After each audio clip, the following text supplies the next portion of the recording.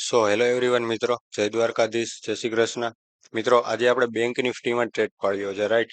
નિફ્ટીમાં શું કામ નથી પાડ્યો? કારણ કે નિફ્ટીએ આપણા બે એસએલ લઈ લીધા હતા. ઓકે, તમે આપણી લાઈવમાં જઈને જોઈ શકો છો. નિફ્ટીએ આપણા બે એસએલ લઈ લીધા હતા, એટલે આપણે બેંક નિફ્ટીમાં સ્વિચ થયા છે.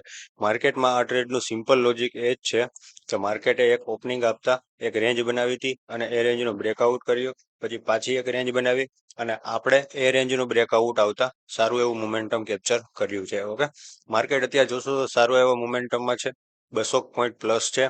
ઓકે, એટલે મિત્રો, તમને આ વિડીયોમાં હું તમને એ જ વસ્તુ કહેવા માંગુ છું કે આપણું સેટઅપ જો ફેલ થાય તો આપણે સેટઅપ ઉપર કોન્ફિડન્સ હટાવવાનો નથી. ઓકે, આપણે એ સેટઅપ ઉપર કોન્ફિડન્સ ક્યારેય હટાવવાનો નથી.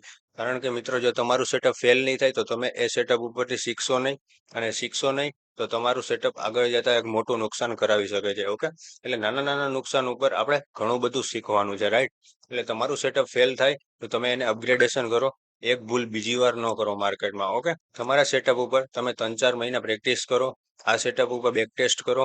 આવી રીતના તમારું સેટઅપ મજબૂત બનાવો અને પછી માર્કેટમાં રિયલ પૈસાથી તમે ટ્રેડિંગ ચાલુ કરો. ઓકે, આવી રીતના તમારું સેટઅપ બનાવો એટલે તમને આગળ જતા બહુ સારો એવો ફાયદો થઈ શકે છે.